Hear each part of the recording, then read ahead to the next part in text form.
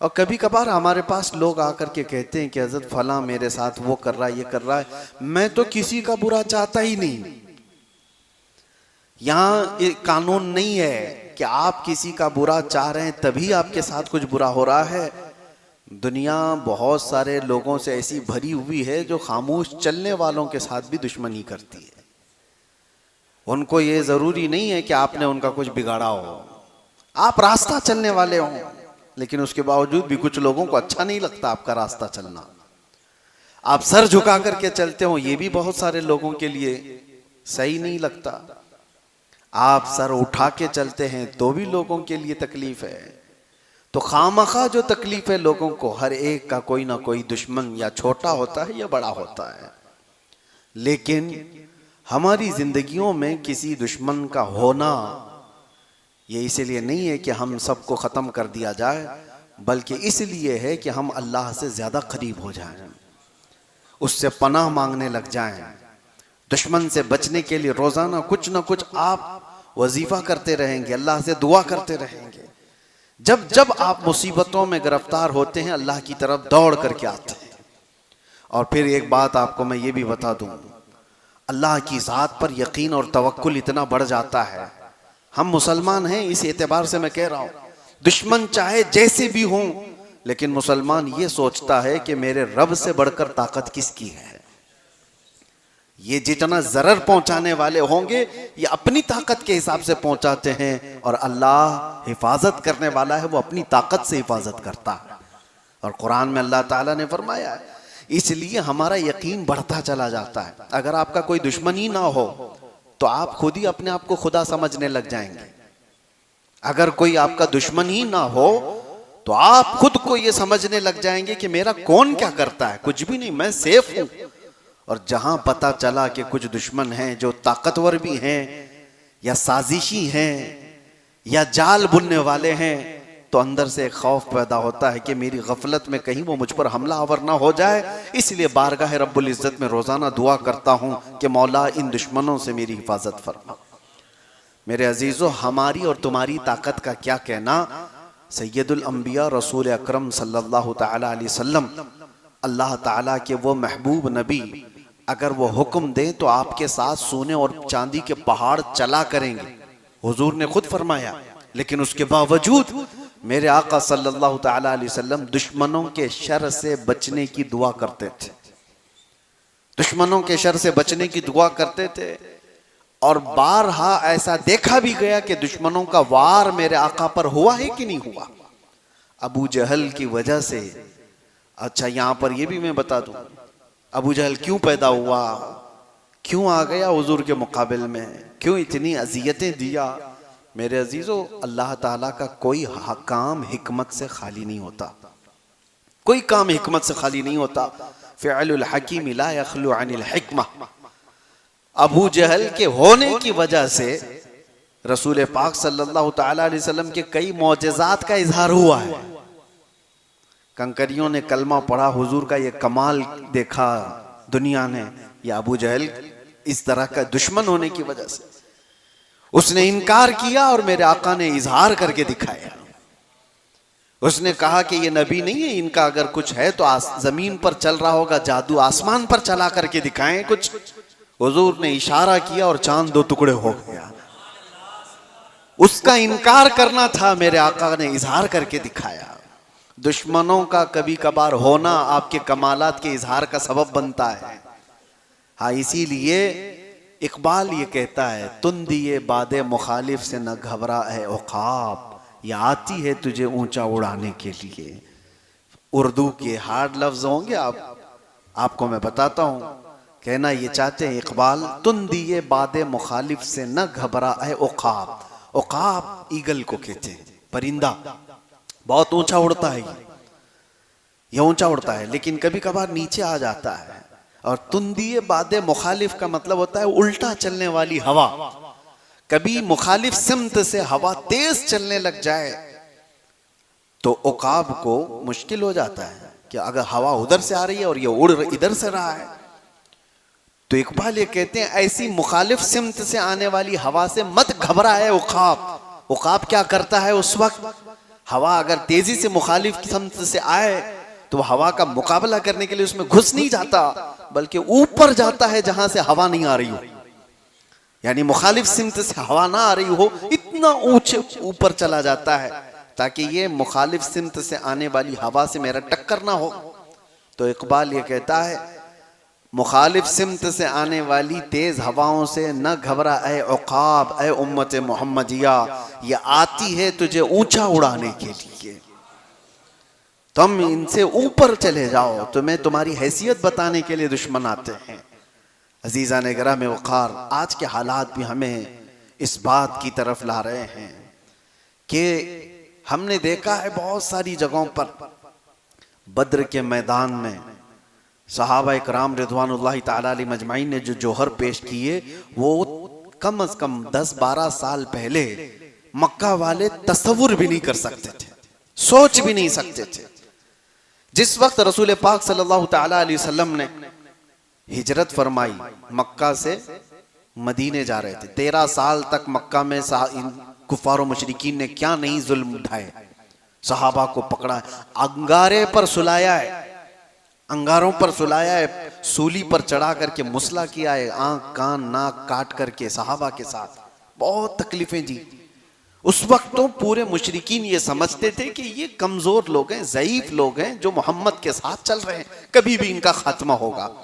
और जिस वक्त हुजूर हिजरत करके चले गए तब तो इनकी ताकत और भी बढ़ गई कि हमने तो इनको वतन छोड़ने पे मजबूर कर दिया, इनका गांव छूटा, घर छूटा, रिश्तेदार छूटे, माल व असबाब जायदाद सब छूट गया, कुछ नहीं है इनके पास।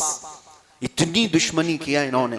और उसके बाद जब वो मदीने चले गए, ये हालात थे जो सहाबा को मजबूत बना दिए, सहाबा को मजबूत बना दिए। आज हम सब ये जो ढीले ढाले हैं उसकी वजह ही ये है कि हमारा मुकाबला किसी से नहीं है। जिस जगह पर किसी से मुकाबला नहीं होता वो ढीली कौम है, उसे किसी भी चीज से अपने मुकाबले की ताकत का अंदाजा नहीं होता। मेरे अजीजों, सुना है शेर को भी अगर कुत्तों के साथ पाला जाए तो फिर वो शिकार करना छोड़ देता है, उसे उसकी हैसियत मालूम नहीं रह जाती, याद नहीं रह जाता, बरसों अगर रहा तो। सहाबा इकराम वहां मक्का से मदीने चले गए, मुशरिकीन अभी भी ये सोचते थे कि जिस तरह हम इनको मक्का में कभी भी पकड़ के मारते थे, एक साहबी हैं जिनको 16 साल तक कैद में रखा था इन्होंने, जंजीरों से बांध करके, वो जुल्म ढाए थे। तो ये सोचते थे कि इस तरह से हम कभी भी इनके ऊपर कुछ कर देंगे। लेकिन एक मर्तबा आए मदीने पर चढ़ाई करने के लिए 1000 से ज्यादा लोग, और बद्र के मैदान में जो सहाबा ने जौहर दिखाए, इनके पूरे के पूरे परखचे उड़ा दिए। जितने गुरु घंटाल थे सब के सब मैदान बद्र में कत्ल हो गए। अबू जहल, उतबा, शैबा, जितने बड़े बड़े थे शैतान, सब कत्ल हो गए। बद्र के उस वादी में वो मुशरिकीन कहते हैं कि हमें तो ये अंदाजा ही नहीं था कि इतने ताकतवर हो चुके ये लोग, इतना मुकाबला करने की इनके अंदर हिम्मत आ गई। बल्कि वो ये भी कहते हैं कि बसा औकात हम देख रहे थे उनके पास तो लकड़ी के हाले थे, तलवारें भी नहीं थी, लकड़ियों से लड़ रहे थे सहाबा रसूलुल्लाह के। और मुशरिकीन मक्का कहते हैं कभी कभार ये गर्दन के करीब तलवार लाते थे, अभी हमला भी नहीं होता था, किसी की गर्दन कट गई होती थी, वैसे ही खत्म हो गए होते थे। ये सहाबा इकराम रिज़वानुल्लाहि ताला अलैहिम अजमाइन की मदद भी थी और उनका यकीन था, उनका जो मुस्तहकम अमल था। उसकी वजह क्या है? मुशरिकीन ने ये दुश्मनी ऐसी की कि सहाबा को इतनी बुलंदी पर पहुंचाया यकीन के साथ कि वो सहाबा मैदान में उतरे तो अल्लाह के भरोसे उतरे थे। मेरे अजीजों, ये हालात सबकी जिंदगियों में होंगे। दुश्मन जो होता है वो तुम्हें मजबूत करने के लिए होता है। एक बुजुर्ग ने फरमाया था, बुजुर्ग बैठे हुए थे और अचानक वो दुआ करने लगे कि अल्लाह ये दुश्मनों को सलामत रखे, ये भी नियामत है। तो सब लोगों ने कहा कि हुजूर दुश्मनों की हिलाकत की दुआ की जाती है, आप कह रहे हैं वो सलामत रहे? कहते हैं हाँ, इसलिए कि वो होते हैं तो हमारा ईमान मजबूत होता है, वो हमारे ईमान को मजबूत करते हैं। और हत्ता के उस बुजुर्ग ने फरमाया अगर ये ना हो तो हमें शहादत का दर्जा कहाँ से मिले, गाजी का दर्जा कहाँ से मिले? इनके साथ मुकाबला हो तो ही ये सब मामलात हैं, कोई हो ही ना तो फिर कहां से हमें ये सब नियामतें मिलेंगी? बहरहाल उनका अपना कॉन्सेप्ट, उनका अपना तस्वुर, लेकिन हमारे लिए जिंदगियों में मेरे अजीजों हर एक के साथ अल्लाह ताला ने एक शैतान पैदा किया है। हर एक के साथ एक शैतान है। नबियों के साथ जब कहा गया तो शैतान तुम्हारे साथ भी है, हमारे साथ भी है। अब शैतान की दो किस्में बयान की गई हैं कुरान में, एक इंसानों में से और एक जिन्नात में से। और आपने सूरह नास में पढ़ा होगा आखिरी आयतें जो है, अल्लज़ी युवस्विसु फी सुदूरिन नास मिनल जिन्नति वन्नास। उस शैतान से अल्लाह की पनाह जो लोगों के सीनों में, दिलों में वसवसे पैदा करता है, वो कौन है? मिनल जिन्नति वन्नास, जिन्नात में से और इंसानों में से। और इसी तरह भी मैंने जो आयत पढ़ी, अल्लाह फरमाता है वकदालिका जअलना लिकुल्लि नबिय्यिन अदुव्वन शयातीनल इंसी वल जिन्न। हमने हर नबी के साथ एक दुश्मन पैदा किया, इंसानों में से और जिन्नात में से एक शैतान। तो शैतान दोनों में भी है, इंसानों में से भी होगा, जिन्नात में से भी होगा। बहुत सारे लोग ये तस्वुर करके बैठे रहते हैं शैतान का मतलब दो बड़े सींग वाला होगा, बकरे की मुंडी वाला होगा, लंबे बालों वाला होगा। शैतान की ऐसी कोई शक्ल नहीं। शैतान तुम्हारे करीबी दोस्त की शक्ल में भी आएगा, जो तुम्हारे आसपास हैं, इनमें से कोई शैतान हो, अच्छी शक्लों में भी होगा। और जिन्नात में से जो शैतान है वो गायब होगा। लेकिन ये दोनों हमारी जिंदगी पर बहुत असर करते हैं, बहुत बुरी तरह से असर करते हैं। ये मुसलसल खैर के रास्ते से हमें भटकाने की कोशिश करते हैं। ये नमाजें हैं तुम्हारी, ये दुआएं हैं और बुजुर्गों की सोहबतें हैं जो इन शैतानों से तुम्हें बचा रखी है। वरना इनसे मुकाबला करते करते आदमी कितने तो गुमराह हो गए, भटक गए। कौन है जो तुम्हें अचानक बैठे बैठे बुरी ख्वाहिशात ला करके उस मैदान में ले चला जाता है? वो शैतान है जो तुम्हारे साथ लगा हुआ है। तुम अच्छे भले थे, मस्जिद में बैठे हुए थे, उठ करके गए, फिर खुराफात दिमाग में आई, चलना है फलां जगह पर गुनाहों के अड्डे पर। कौन लेकर के गया तुम्हें? दो, या तो एक गायब लेकर के जा रहा होगा, या तो एक कोई हाजिर होगा। हाजिर होगा तो तुम्हारा दोस्त होगा, गायब होगा तो जिन होगा। ये दोनों में से कोई एक तुम्हें लेकर के जा रहा है और तुम भटक गए, बहक गए। मेरे अजीजों, इनसे मुकाबला करने के ही लिए इस दुनिया में हमें भेजा गया। और अल्लाह ताला कुरान पाक में यूं फरमाता है, इहबितू फइन्न लकुम मा सअलतुम। नहीं, पहले पारे की आयत है। अल्लाह तबारक व तआला यूं इरशाद फरमाता है, आदम अलैहिस्सलाम और हज़रत हव्वा को जब जन्नत से उतारा गया था, अल्लाह ताला फरमाता है वलकुम फिल अर्दि मुस्तक़र्रुन व मताउन इला हीन। तुम्हारे लिए एक मुकर्ररा मुद्दत तक यहाँ पर हम भेज रहे हैं दुनिया में, और हर एक को एक का दुश्मन बना करके भेज रहे हैं। यानी शैतान को इंसान का दुश्मन बना करके भेजा गया है। इससे मुकाबला करते रहो और वापस तुम्हें हमारे पास आना है और हम तुम्हारे अमाल का सवाल करेंगे। यहाँ हमें जो भेजा गया है, मुसलसल हर दिन हम लड़ाई में मौजूद हैं, हर दिन हम लड़ाई में हैं। अपने जहन में मौजूद ख्यालात से लड़ रहे हैं, अपने आसपास के हालात से लड़ रहे हैं। और अगर ये दुश्मन ना होता तो आप अल्लाह की ज़ात पर यकीन कैसे करते? उसकी बारगाह में झुकने की और दौड़ करके आने की आपके अंदर जो तमन्ना है वो कहाँ रह जाती? इसीलिए मैंने शुरू में ही कहा, अगर दुश्मन ना हो तो आदमी ढीला पड़ जाता है और उसे किसी चीज़ की हाजत ही नहीं रहती, ज़रूरत ही नहीं होती।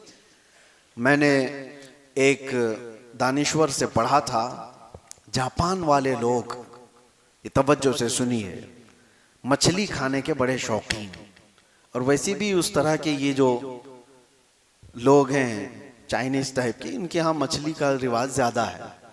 लेकिन जापानी लोगों का उनकी एक आदत ये थी कि वो ताजी मछली खाते थे।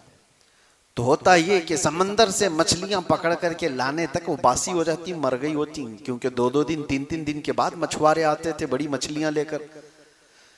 तो अब उसके लिए इन लोगों ने एक दूसरा तरीका इख्तियार किया कि नहीं, ताज़ा मछली खानी है तो एक बहुत बड़े टैंकर जहाज के समंदरों में भेजे गए। उसमें पानी रहता था, मछलियां समंदर से पकड़ी जाती थी और पानी में डाल दी जाती थी। और पानी में डालने के बाद वो पानी में तैरती रहती थी तो जिंदा रहती, और जब साहिल पर आते तो अभी मछलियां जिंदा ही रहती थी, मरी हुई बासी नहीं होती थी। तो ये चंद दिन तक चला, लेकिन ये भी फेल हो गया। क्यों? वजह ये थी कि लिखने वाले ने लिखा है कि वो मछलियां जो समंदर में तैरती थी उस तरह से ये टंकी में नहीं तैर रही थी। यानी छोटी जगह थी, पानी अलग था, तो वो भी सुस्त हो जाती थी, काहिल हो जाती थी। जिंदा तो रहती थी लेकिन काहिल रहती थी, सुस्त। और यहां आने तक सुस्त मछलियां होती थी। तो जापानी लोगों ने ये कहा कि सुस्त मछलियां खाने से हमारी तबीयत में भी सुस्ती ज्यादा ना आ जाए, हमें एक्टिव चाहिए, हरकत वाली। जानते हैं, उसके बाद उन्होंने एक तीसरा तरीका इख्तियार किया। कहा कि बहुत बड़े टैंकर को तो ले जाया जाता है मछलियां पकड़ने के लिए, अब ये हरकत में नहीं रहती, एक दिन दो दिन के बाद ये ढीली पड़ जाती है। तो ऐसा किया गया, एक शार्क मछली को भी पकड़ा गया छोटी, और उसको इसमें डाला गया। और छोटी मछलियां जो है उसी से तो भागती है समंदर में कि ये अपना लुकमा बना लेती है। तो ये शार्क मछली उनको दौड़ाती रहती, जितने खा ली, और जितने बच गए वो साहिल पर आने तक बिल्कुल एक्टिव हरकत वाली मछलियां होती थी, उनको लेकर के जापानी लोग खाया करते थे।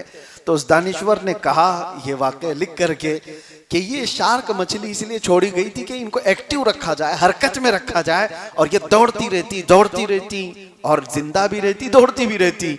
और दानिश्वर कहता है इसीलिए हर एक की जिंदगी में एक शार्क का होना जरूरी है, ताकि वो उसे दौड़ाता रहे और वो भाग करके अल्लाह की बारगाह में आता रहे।